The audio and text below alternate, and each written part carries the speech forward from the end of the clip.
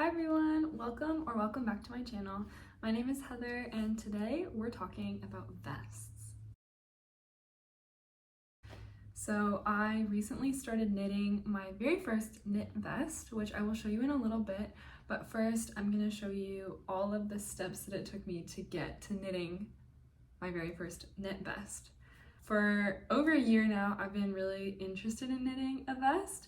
But I wasn't really sure what it would look like on me because I've never owned one, at least since I was a kid. So yeah, I wasn't really sure what it was going to look like, and knitting a vest is a pretty big commitment, or crocheting a vest is a pretty big commitment. It takes a really long time. So I kind of wanted to get an idea of what it would look like on me first before I put all the hours into making one. I was scrolling through Instagram one day and I ended up seeing the Wisteria vest, which you may have seen if you're a crocheter. It's CrochetTreat's pattern, and it's this really cool, like loosely stitched vest with lots of spacing. I think it looks really beautiful, and I also loved the spacing in it because it made me think it might be quicker to crochet because you're not doing as many individual stitches. There are many gaps throughout, so I thought that would be a great pattern to start with for my very first vest without having tried one on before. I thought that would be a good pattern to see what a vest looks like on me. So I purchased that pattern, and I already had a ball of acrylic yarn. I think it's acrylic. It's just this really pretty baby pink yarn. I think it's a size 3 yarn, so a little bit smaller than a medium weight yarn. Super soft, like I said, and this really pretty color. This is all I have left of the ball of yarn, but this is the Wisteria vest that I crocheted. I think I crocheted it in the size extra small or maybe small, but you can see, I mean, it's kind of hard to see when it's on the hanger, but it has this really cool pattern to it and lots of loose stitching, which I really like. So this is the very first vest that I have ever made, and it is a crochet vest. I personally did not find that vest to be super wearable day to day. Because of the color, it's kind of light on my skin tone, and I also don't have any fitted long sleeve shirts, which is something that I think I need to invest in because they look really nice under a vest, and under a wool vest I think it would help to kind of protect my skin from the itchiness of the wool. So I'm still kind of in the market for one of those long sleeve shirts. Maybe if I had one of those, I could wear my Wisteria vest more, but you definitely can't wear it with nothing underneath, and I find with tank tops, I just don't like the lines. So that was my very first vest, and I didn't get a whole lot of wear out of it. I didn't find another vest that I liked until this past summer. I was in Denmark, and I went to a thrift store in Copenhagen and found this beautiful vest. I love this vest so much. I think it must have been machine knit. I don't really know how you can tell if something was machine knit, but this is so even, and I'm guessing most large stores machine knit their clothing, but maybe not. I really have no idea. Anyway, this is the brand. I don't know how to pronounce this. I don't know if it's a Danish brand or something else, but anyway, I absolutely love this vest, and I do wear it all the time. This vest is kind of what inspired me to knit a new vest, because I love this one. I love the shape. I like the size. I think it's great. So I tried to find a knitting pattern for a vest that is similar to this one. I looked around for quite a while. There's one by Knitting for Olive that I love, but I can't tell if there's an adult size. I think there must be, but I've only seen like the kids sized one, which is super cute, but I don't have any kids to knit for, and I just want a vest for myself. So I decided not to use that pattern. and I ended up looking at PetiteKnit's patterns on her website, and she has a bunch of different vests to choose from, and I love some of the more intricate ones with cabling, but I am not confident enough in my knitting skills at this point to do a cabled vest. So I decided to go with one of her more simple, I think it's a more simple pattern, the Friday Slipover. I think the Friday Slipover is really beautiful and simple enough for a day-to-day vest. And I also love the navy blue color that she has on her website. So I decided to knit that Friday Slipover, and I think it's a good choice because it has a very similar shape to the one that I already have, this one, but it doesn't have the same exact shape. It's a little bit different. This one kind of cinches in at the bottom with the ribbing here. I don't think the Friday Slipover will do that. If it does, great. If it doesn't, it would be neat to see how something else fits. And I guess I could always adjust it as well. So I decided to knit that one in the navy blue. I didn't actually buy the pattern before going out to buy my yarn. I was just looking at the description of the materials that's available for free before you buy the pattern. So you're supposed to hold together a fingering weight yarn with a mohair yarn. And I have never held a mohair together with my wool before. So that was kind of like interesting and exciting, but I didn't really know how to match the colors best together. I knew I wanted to do a navy blue. I wasn't sure if I should just get a yarn and mohair that are almost exactly identical in color, or if I should get something a little bit different.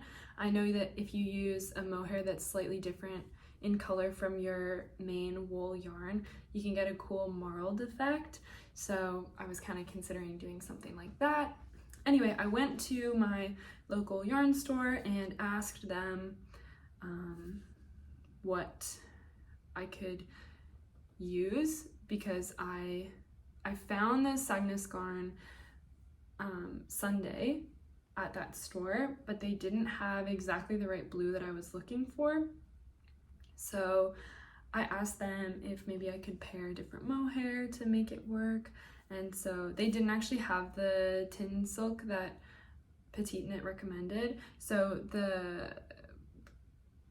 at the yarn store, they recommended that I use a different mohair, the Rowan Silk Haze. And also I didn't love the blues that they had in the Sangnes Garn Sunday. So they recommended a different wool yarn for me to use as well. So I ended up with these two here. This is the Berroco Ultra Fine Superwash wool, which is in almost like the exact color that I wanted, which is nice because the Sunday yarn, the color was, I think it was too bright, the one that they had. They either had one that was too bright or it was too dark. So anyway, this one is pretty much exactly the color that I wanted. So this is great, but I definitely had some anxiety about using a yarn that was not what was recommended. I've had issues in the past with using a different yarn than what the pattern called for. So yeah, I was really nervous about doing this, but they assured me that as long as you're using the same yarn weight, you should be okay. So this is the fine ultra wool, which I think is like a fingering weight. It says it's a 1, super fine. I just saw on the label. So this is what I got. And then this is the mohair I got. This is the Rowan Silk Haze.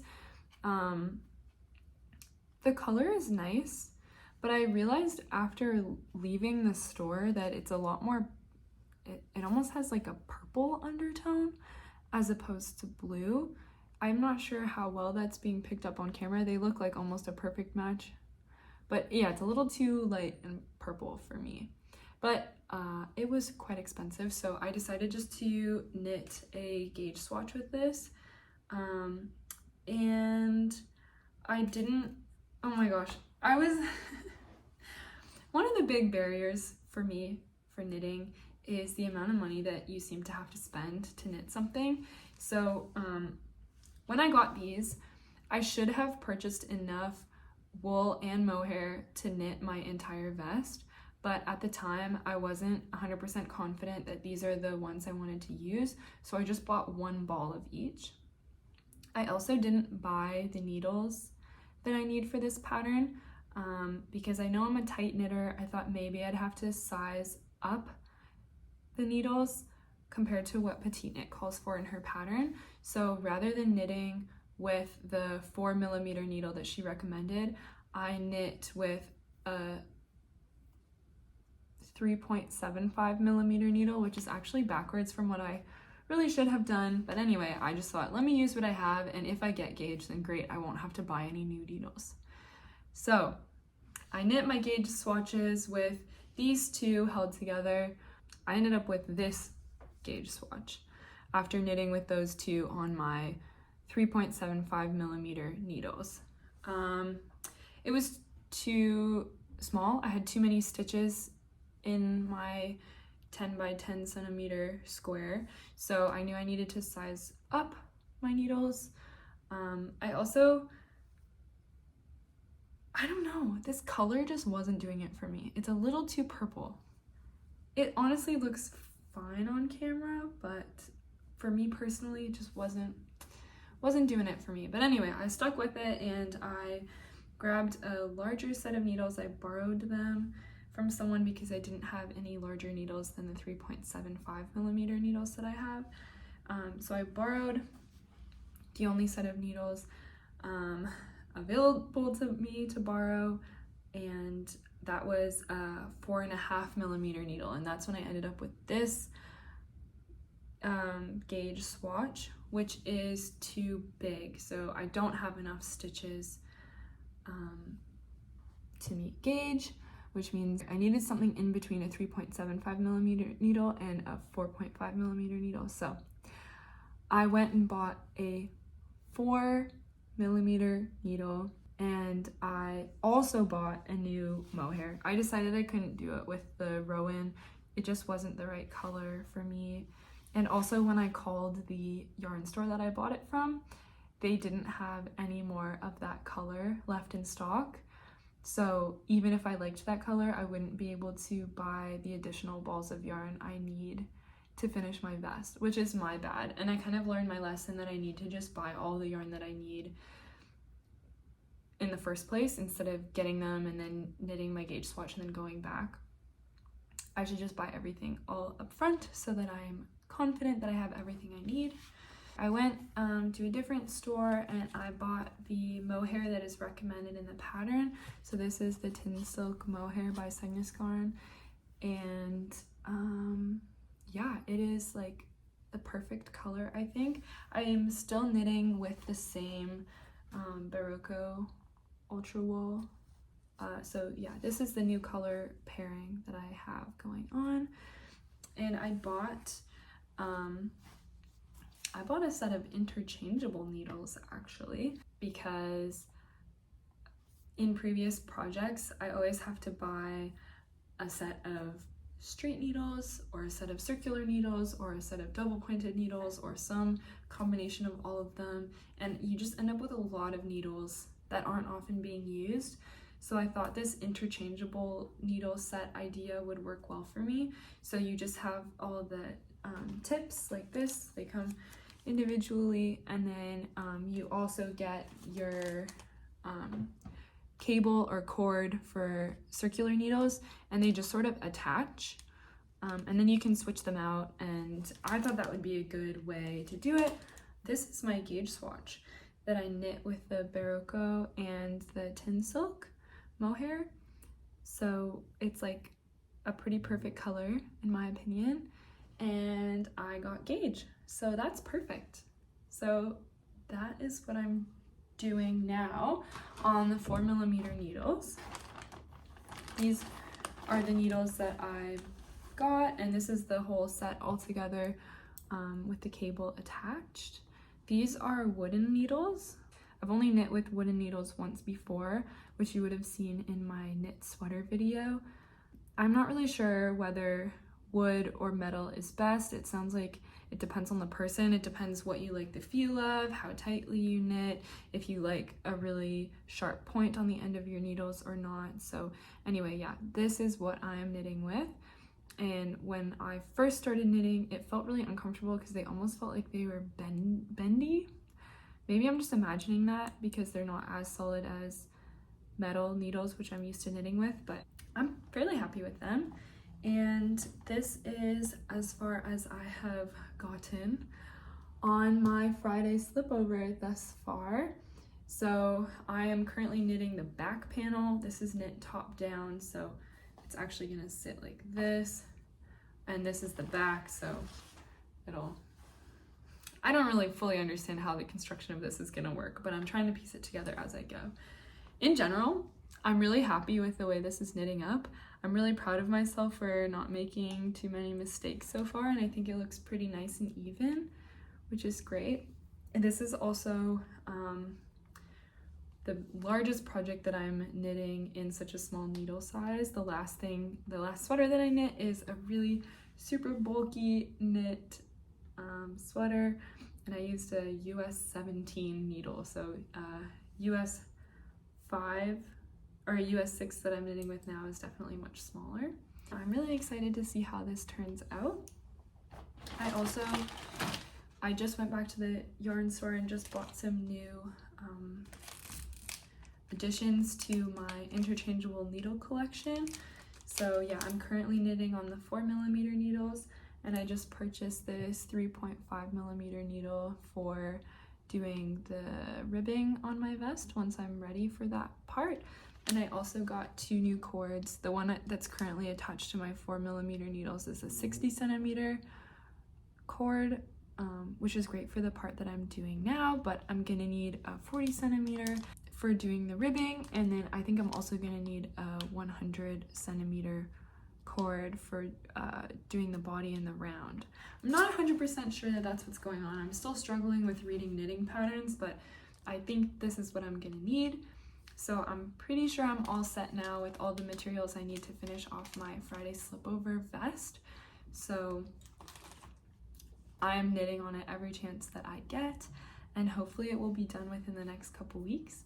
If you'd like to follow along with my progress, I hope to post a knitting podcast episode sometime soon, and I hope to keep you all updated with my finished objects. So whenever this is done, that'll be up in one of those videos, and I'll also be kind of updating on my works in progress. So you will probably see this vest in the next couple videos until it's done, but you will definitely get an update when I finish it off, and I'll show you how it all looks when it's done. So that's all for today's video. Thanks so much for watching, and have a lovely rest of your week. Take care.